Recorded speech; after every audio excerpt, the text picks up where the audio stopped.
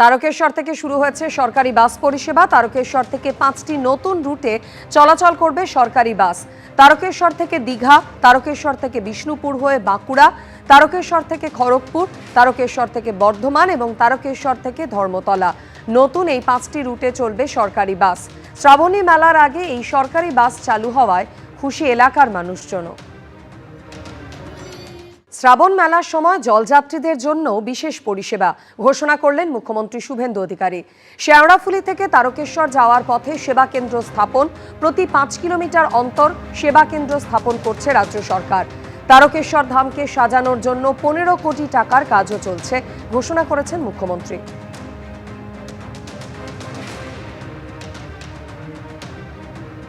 আমরা এবারে শেওড়াফুলি থেকে তারকেশ্বর যাওয়ার পথে প্রতি 5 কিলোমিটার অন্তর অন্তর সেবা কেন্দ্র স্থাপন করছে সরকার এবং তারকেশ্বর ধামে আমরা প্রায় 15 কোটি টাকার কাজ করছি ওখানে আমাদের বাবা ধামকে সাজানোর জন্য। আমরা 3টি ক্ষেত্রকে বিশেষভাবে এই জলযাত্রী যারা শ্রাবণ মাসে যাবেন বেছে নিয়েছি। একটি জলপাইগুড়ি জলপেশ মন্দিরকে কেন্দ্র করে, একটি ভুটান সীমান্তে আমাদের জয়ন্তী এলাকাতে, আর একটি তারকেশ্বরে। এখানে শ্রাবণ মাসে পুলিশের সহায়তা ক্যাম্প, টেম্পোরারি মেডিকেল ক্যাম্প এবং তাদের রিফ্রেশমেন্টের জন্য জল, ওআরএস এবং নানা ধরনের স্বাস্থ্যসম্মত যে সহযোগিতা করা দরকার সেগুলো এবং রেস্ট প্লেস, বিশ্রামের জায়গা, যেহেতু শেওড়াফুলি তারকেশ্বর প্রায় 30 কিলোমিটার, অত্যন্ত লম্বা পথ, আমরা সেই ব্যবস্থাও করেছি।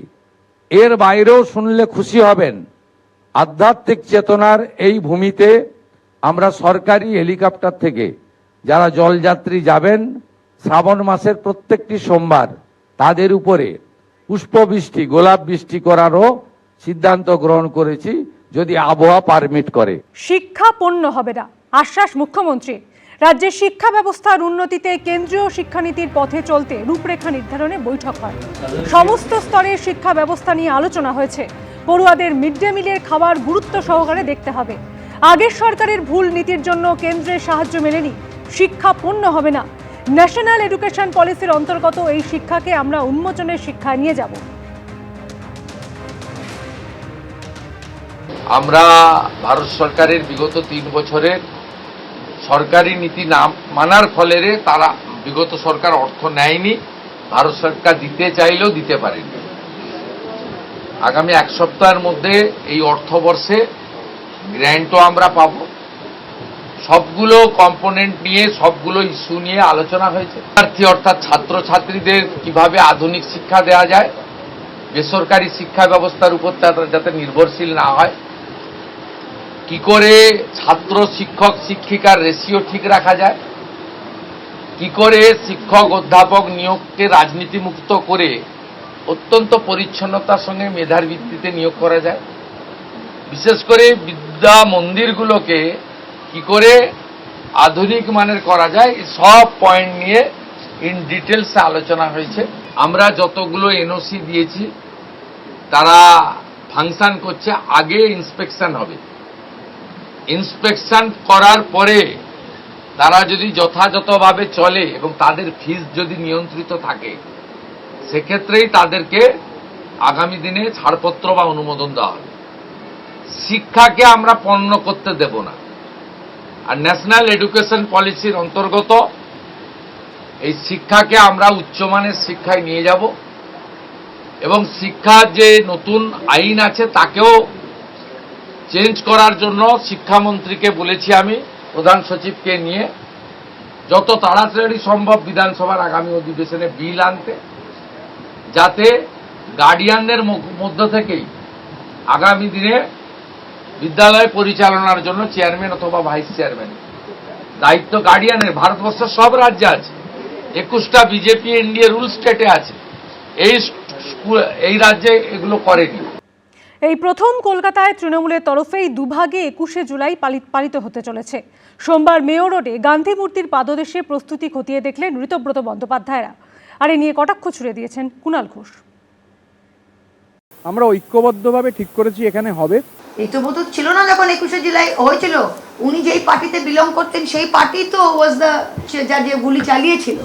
21শে জুলাই তৃণমূলের অন্যতম প্রধান রাজনৈতিক কর্মসূচি, কিন্তু তৃণমূল ভেঙে টুকরো টুকরো হয়ে যাবার পর দল, প্রতীক, তহবিলের মতো এই কর্মসূচি নিয়েও শুরু হয়েছে দড়ি টানাটানি।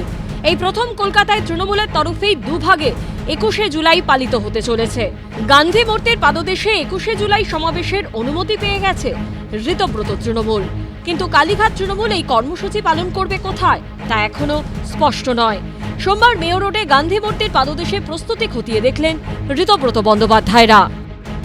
সামনের সপ্তাহে 21শে জুলাই এবং সেই 21শে জুলাইয়ে ঋতব্রত পন্থী তৃণমূলের দল আজকে মেয়র রোডের সামনে উপস্থিত হয়েছেন।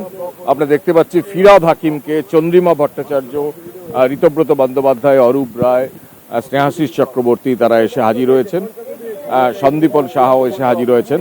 অর্থাৎ মেয়র রোডে তারা পুলিশের অনুমতি পেয়েছেন 21শে জুলাই পালন করার জন্য, এবং সেই মেয়র রোডে কিভাবে পালিত হবে, কোন জায়গায় পালিত হবে সেই বিষয়টা খতিয়ে দেখছেন চন্দ্রিমা ভট্টাচার্য, ফিরহাদ হাকিম, ঋতব্রত বন্দ্যোপাধ্যায়রা।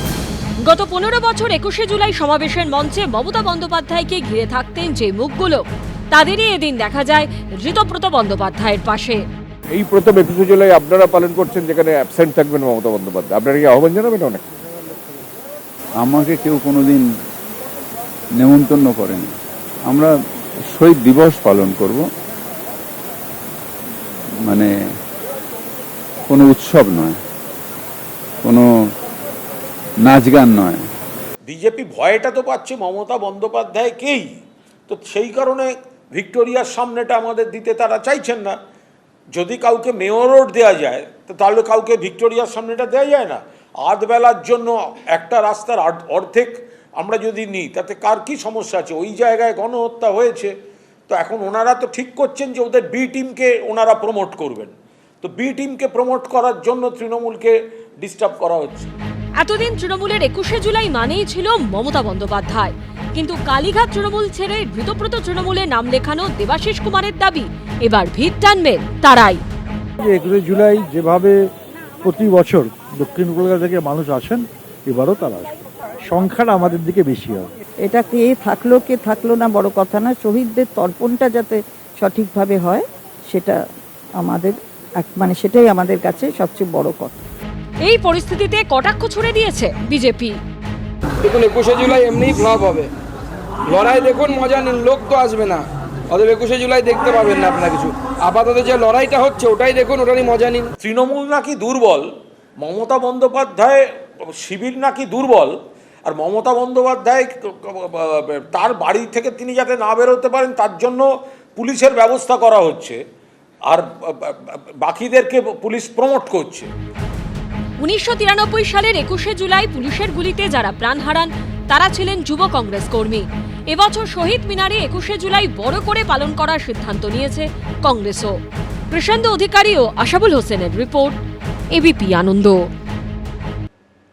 সেবাশ্রয়ে ভুল চিকিৎসার কারণে পা বাদ যাওয়ার অভিযোগ, মহেশতলার বাসিন্দা সেই ভুক্তভোগী মালতী বিশ্বাসের ছেলের সঙ্গে দেখা করলেন স্বাস্থ্যমন্ত্রী শারদ মুখোপাধ্যায়। তদন্ত করে বিচার দেওয়া হবে আশ্বাস দিলেন স্বাস্থ্যমন্ত্রী। অন্যদিকে সেবাশ্রয় দুর্নীতির অভিযোগে কেন্দ্রীয় এজেন্সি তদন্তের দাবি করলেন বিজেপি নেতা অভিজিৎ দাস ববি।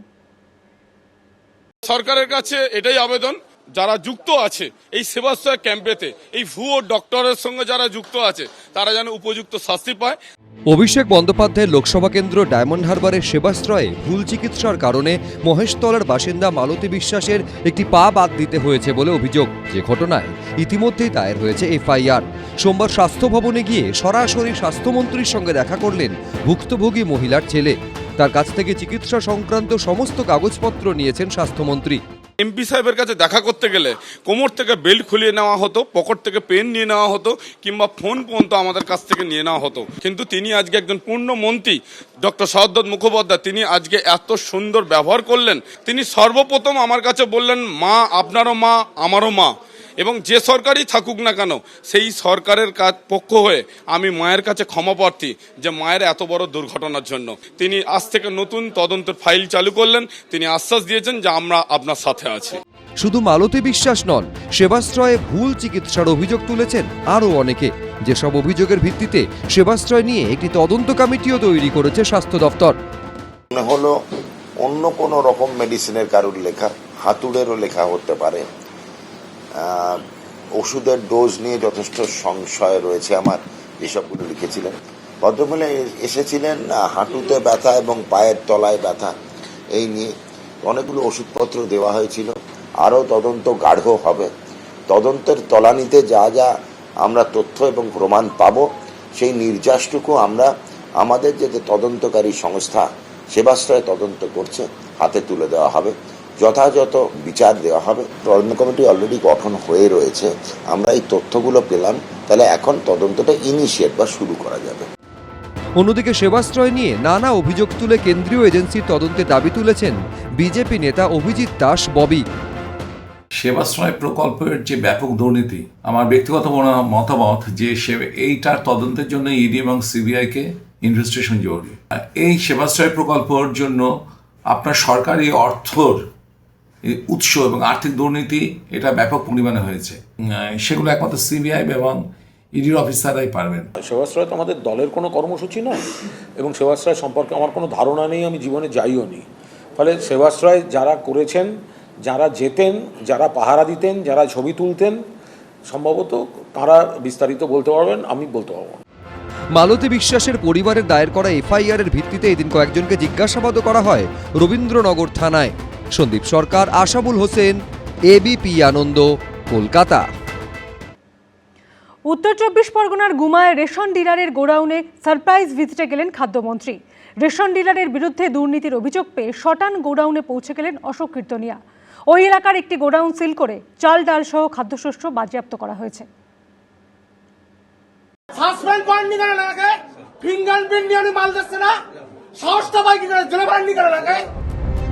রেশন ডিলারের গোডাউনে সারপ্রাইজ ভিজিট। গ্রাহকদের অভিযোগ পেয়ে সরেজমিনে পরিস্থিতি দেখে চরম ক্ষুব্ধ হলেন খাদ্যমন্ত্রী অশোক কীর্তনিয়া।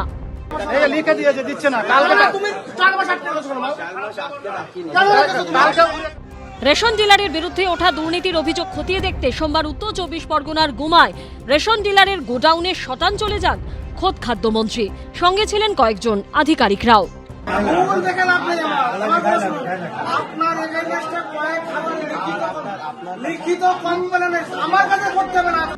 ডিলারের বিরুদ্ধে হাতের ছাপ নিয়েও রেশন সামগ্রী না দেবার অভিযোগ তুলেছেন গ্রাহকদের একাংশ। 4 মাসের মাল পাই, এই মাসে আসলাম, খালি মালটা দিল, তা বলছে পরে এসো। আমাকে 1 বছর ধরে ঘুরাচ্ছিল, আমি চাই আমার শাস্তি হোক। বলতো আমাদের যদি 1 তারিখে হয়, সামনের মাসের 1 তারিখে দেয়। 5-7 বছর ধরে এরকম করছে। এলাকাবাসীদের এই সমস্ত অভিযোগ পেয়ে দিন সোজা গোডাউনে পৌঁছে যান খাদ্যমন্ত্রী অশোক কীর্তনিয়া। ধমক দেন আধিকারিকদেরও।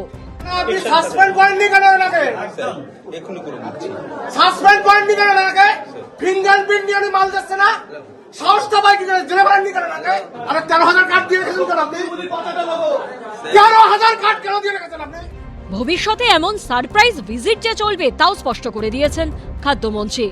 যেটা আমার কাছে অভিযোগ ছিল তার থেকে অনেক বড় কীর্তিকলাপ আছে। এখনো ভেবে রেখেছে তৃণমূলের জমানা চলছে পশ্চিমবঙ্গে। কোথায় যাব, কোথায় কি করব কাউকে বলে দেবো না। সে এরিয়ার পুলিশ প্রশাসন আগের দিন জানতে হবে, অন দ্য স্পটে 10 মিনিট আগে জানতে পারবে আমি যাচ্ছি। ইতিমধ্যে রেশন ডিলারের একটি গোডাউন সিল করে দেওয়া হয়েছে। বাজেয়াপ্ত করা হয়েছে গম ও চালের বস্তা। সমীরণ পালের রিপোর্ট, এবিপি আনন্দ, উত্তর 24 পরগনা। সুরুচির সঙ্গে রূপবদল। এবার সেখানে গঠিত হলো নতুন কমিটি। সম্পাদক করা হলো স্থানীয় বাসিন্দা এবং দমদম উত্তরের বিজেপি বিধায়ক সৌরভ শিকদারকে, যে পদে এতদিন ছিলেন অরূপ বিশ্বাসের ভাই স্বরূপ বিশ্বাস। আমি রয়েছি সেক্রেটারি হিসেবে। স্বচ্ছ ভাবমূর্তি আছে এরকম লোকদের নিয়ে কমিটি করেছি। নিউ আলিপুরে সুরুচি সংঘের কমিটিতে এবার রূপ বদল। Arup out, Sourav in. এতদিন সুরুচি সংঘ মানেই ছিল বিশ্বাস ব্রাদার্স, অরূপ বিশ্বাস এবং স্বরূপ বিশ্বাস। কিন্তু জমানা বদলের পর বদলে গেছে সুরুচির রুচি। এবার সেখানে গঠিত হলো নতুন কমিটি। সম্পাদক করা হলো স্থানীয় বাসিন্দা এবং দমদম উত্তরের বিজেপি বিধায়ক সৌরভ শিকদারকে, যে পদে এতদিন ছিলেন অরূপ বিশ্বাসের ভাই স্বরূপ বিশ্বাস। যেহেতু এখানকার স্থানীয় বাসিন্দা, তো এটা একটা লোকজনের মধ্যে একটা ভীতি, তার সাথে সাথে একটা ক্ষোভ ছিল। সুরুচি সংঘটা নিউ আলিপুরের একটা এক্সটর্শন সেন্টার হয়ে গেছিল। সাধারণ মানুষের জন্য ওটা একটা ভীতির জায়গা হয়ে গেছিল। সেখানে বেডরুম ছিল 5 স্টার হোটেলের মতো, এবং মানুষের এটাও অভিযোগ ছিল যে এখানে টলিউড ইন্ডাস্ট্রির সাথে জড়িত বিভিন্ন মহিলারা এখানে আসতেন। সুরুচি সংঘ আর অরূপ বিশ্বাস তৃণমূল জমানায় এই দুটো ছিল সমার্থক। অরূপ বিশ্বাস ছিলেন ক্লাবের প্রধান উপদেষ্টা, আর তার ভাই স্বরূপ বিশ্বাস ছিলেন সম্পাদক। কিন্তু চৌঠা মে রাজ্যে পালাবদলের পর অনেক কিছুই বদলে গেছে। স্বরূপ বিশ্বাস আপাতত হাজতে, অরূপ বিশ্বাস ঋতব্রত তৃণমূলে। এই প্রেক্ষিতে বদলানো হলেও ক্লাবের খোল নলছে। ক্লাবের প্রধান উপদেষ্টা করা হয়েছে অ্যাডিশনাল অ্যাডভোকেট জেনারেল বিল্লদল ভট্টাচার্যকে। এলাকাবাসীর ক্ষোভ ছিল, সেই ক্ষোভের কারণে আজকে কিন্তু যখন স্বরূপ বিশ্বাস গ্রেপ্তার হয়, অরূপ বিশ্বাসের উপরেও একাধিক মামলা চলছে, দুর্নীতি থেকে শুরু করে অনেক কিছুর। এখানকার মানুষের দাবি ছিল যে কমিটিটা চেঞ্জ করে যারা এখানে থাকেন, এখানকার বাসিন্দা, সেরকম লোকজনদের রেখে, পুরনো কমিটির থেকেও অনেকে রয়েছেন এখানে। দীর্ঘদিন ধরে ওই ক্লাবের সঙ্গে ছিলেন, তিনি তো এখন আবার ভালো তৃণমূলের সহসভাপতি। এগুলো আমাদের বিষয় নয়। সুরুচি সংঘ ফুটবল ক্লাবের দায়িত্ব দেওয়া হয়েছে বিজেপি বিধায়ক সৌরভ শিকদারকে, যা এতদিন ছিল স্বরূপ বিশ্বাসের হাতে। এবারও কলকাতা লিগের প্রিমিয়ার ডিভিশনে খেলবে সুরুচি সংঘ। রবিবারে লিগ শুরু হয়ে গেছে। এবার লিগে খেলছে না অভিষেক বন্দ্যোপাধ্যায় ক্লাব নামে পরিচিত ডায়মন্ড হারবার এফসি, খেলছে না শ্রীভূমি স্পোর্টিং ক্লাবও, যা সুজিত বসুর ক্লাব নামে সবাই জানে। সূত্রের খবর, সুরুচি সংঘের ফুটবল টিম তৈরির প্রক্রিয়া ইতিমধ্যে শেষ। ফুটবলারদের আইএফএ-তে যে রেজিস্ট্রেশন করা হয় সেই কাজ বাকি। সেই কারণে আইএফএ-কে চিঠি দিয়ে সুরুচি সংঘ জানিয়েছে তারা প্রথম ম্যাচ খেলতে পারবে না, দ্বিতীয় ম্যাচ থেকে তারা অংশ নেবে। আইএফএ সূত্রে খবর, সেক্ষেত্রে এই ক্লাবের পয়েন্ট কাটা যাবে। আমাদের চিঠি দিয়ে জানিয়েছে খেলবে, সেই হিসেবে আমরা ওদেরকে রেখেই ফিক্সচার প্ল্যান করেছি। প্রথম ম্যাচটা খেলতে পারবো না, আগামী ম্যাচ থেকে টিম নামাবো, তো সেক্ষেত্রে আমাদের যে ওয়াকওভারের নিয়ম আছে সেটা প্রযোজ্য হবে। তবে আপাতত সবার নজর সুরুচি সংঘের দুর্গাপুজোর দিকে। মায়ের পুজো কখনোই বন্ধ হবে না, এবং সুরুচির পুজো যেভাবে হতো, বাইরের মানুষ দেখতে আসতেন, সেভাবেই মানুষ আসবেন, পুজো সেইভাবেই হবে। সার্বজনীন পুজো সর্বজনের হয়, এটাই আমাদের এই বছরের পুজোর মেন উদ্দেশ্য। পুজোর মাঠ নিয়ে একটা সমস্যা ছিল, এটা তো এলআইসির সম্পত্তি। আমরা খালি পুজো করার সময়টুকু তাদের কাছ থেকে অফিসিয়ালি ভাড়া দিয়ে আমরা ওই মাঠটা নেব। রথের দিন সুরুচি সংঘে দুর্গাপুজোর খুঁটি পুজো হবে। অরিত্রিক ভট্টাচার্য, সৌমিত্র রায় ও আশাবুল হোসেনের রিপোর্ট, এবিপি আনন্দ। এবিপি আনন্দ, এগিয়ে থাকে, এগিয়ে রাখে।